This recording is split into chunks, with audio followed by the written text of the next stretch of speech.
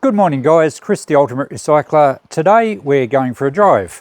I'm going to take my 10-cent deposit bottles and cans down to a nearby town. It's about 20 minutes away. It's their closest drop-off depot, and the aim is to reduce a lot of the junk I've got here.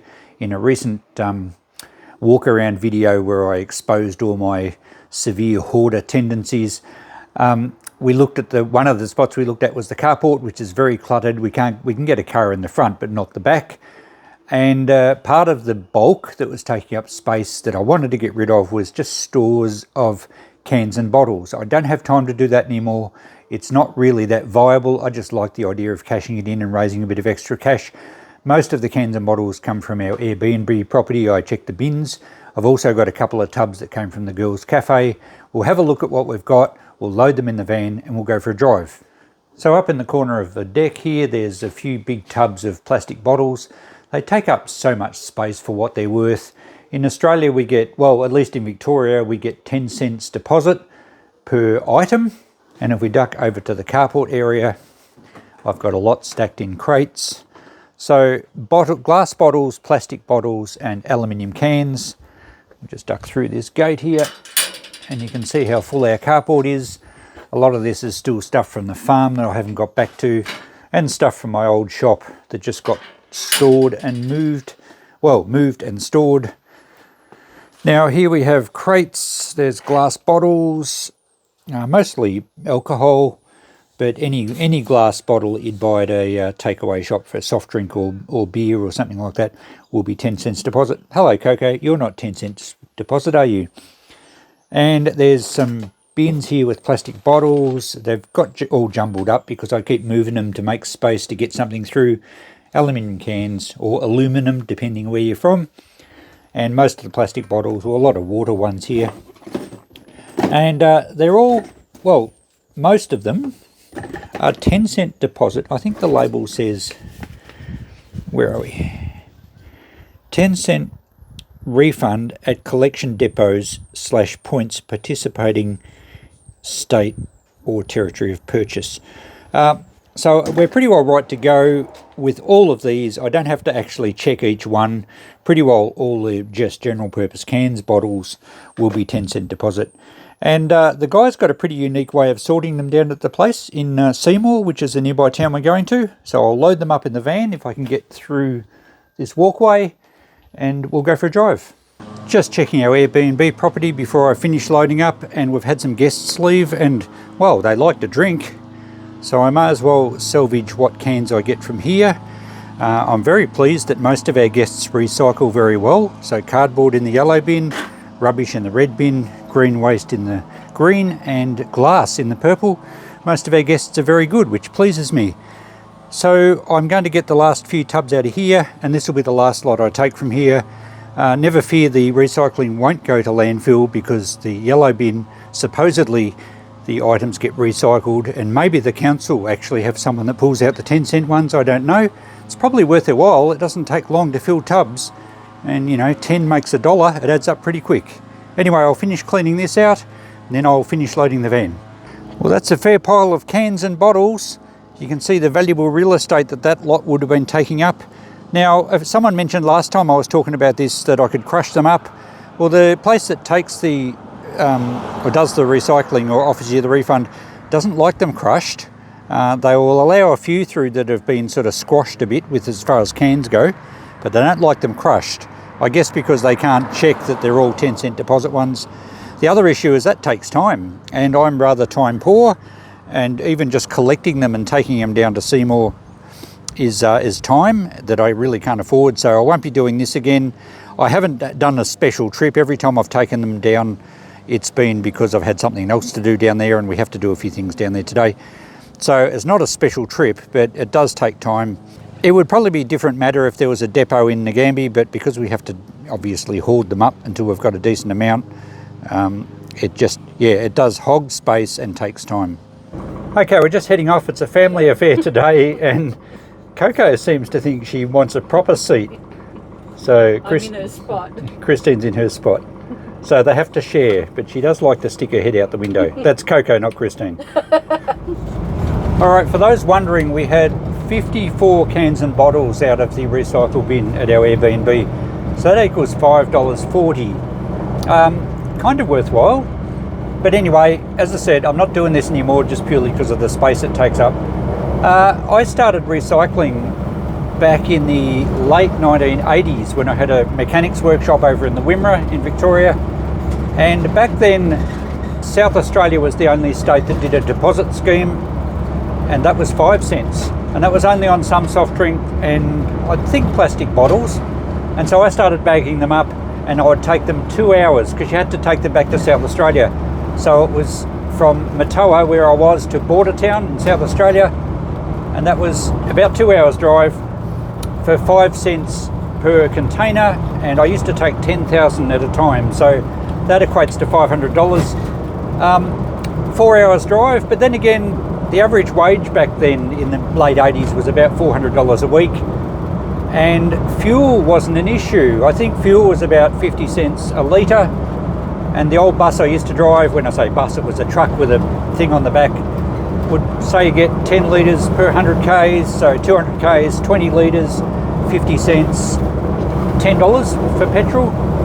So it wasn't such a big concern. Nowadays you would never consider it. But yeah, that was way back in the late 80s, before curbside recycling ever was a thing in Australia. So I used to do that, and it was actually quite profitable. All the aluminium cans that weren't deposit, I used to crush up and sell for aluminium.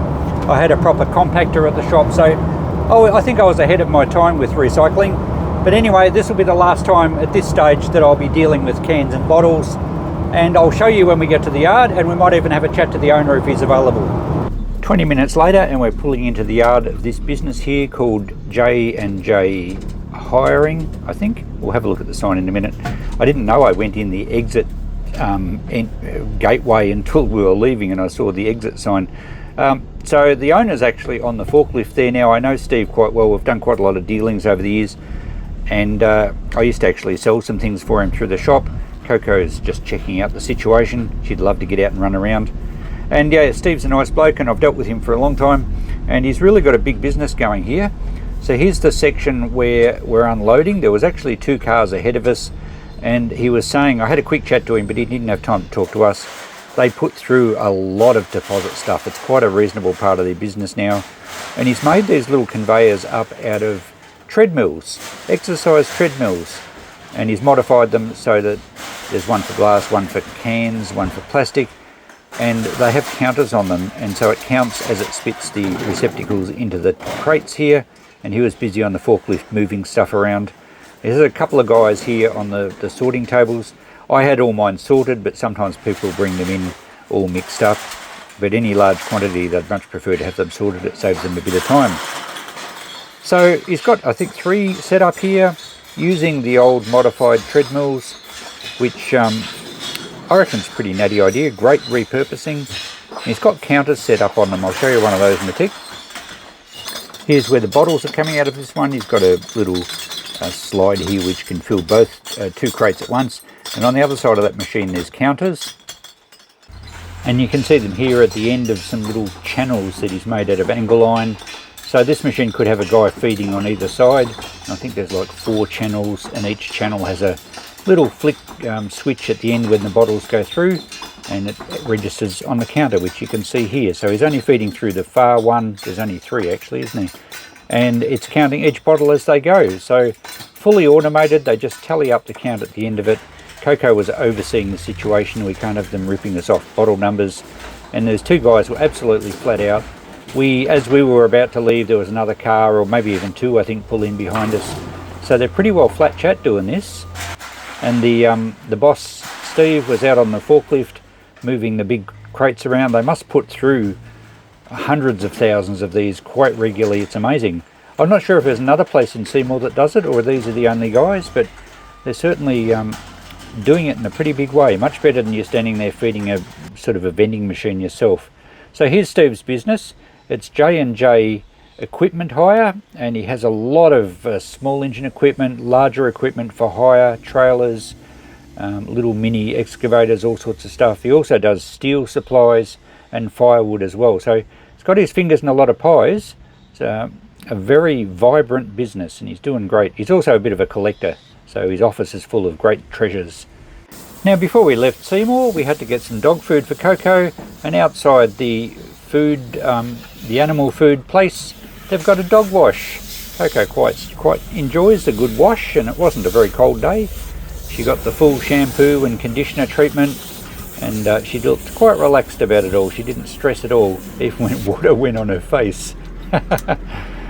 And after the wash comes the blow dry, which she quite enjoys as well. And I guess it's like sticking your head out the window without the hassle of sticking your head out the window. Although it must admit it didn't get it very dry, but she kind of enjoyed it anyway. And of course the only reasonable thing to do after a wash is have a good roll round on a vintage sleeping bag. Boy, that must feel good. And now to the facts and figures of the trip. We had 220 glass bottles, 357 aluminium cans and 373 plastic bottles, so a total of 950 items at 10 cents gave us $95 cash. So $95 Australian. Was it worth it? Probably not. Certainly not for someone like myself that's very busy with other things, and if you boil that down to an hourly rate, it's certainly not worth it, plus the storage involved. But it's good that they're doing this, and it does get a lot of this sort of stuff perhaps off the roadsides. I know a lot of kids collect them, a lot of clubs do it as a bit of a fundraiser. So I guess if you're not really counting your time and you're raising money, well, it's all right. So I won't be doing it again, but I think it's a good initiative. And Victoria has only had it in for 2 or 3 years. I mentioned earlier that South Australia were the first state in Australia that started a container deposit refund system, and that was way back in 1977. And the next state to follow suit was actually the Northern Territory, and that was in 2012. So 35 years South Australia were doing it, and it took everyone else a while to catch on. But it does really work well. I was talking to Steve and he said the volume they're getting through is just phenomenal. You would like to think that all those containers would get recycled anyway, but I'm sure a lot end up on the roadside and in the bush and in situations where they end up in landfill. This way, at least, there's some people out there that are prepared to do a bit of picking up and cleaning up for some cash, and that's great. So that's the last I'll be doing of it. I can't see myself ever having free time enough to do it again or to do it in the future, unless they put the price up to maybe 50 cents an item. That might then be more viable, but then I think we'd be all fighting to find those cans and bottles on the roadside. Anyway, I hope you've enjoyed that little trip, something a bit different. It actually does refer directly to recycling, so I guess it's fitting with my channel. Thanks for watching. We'll catch you in the next video. I might go and spend this. Bye for now.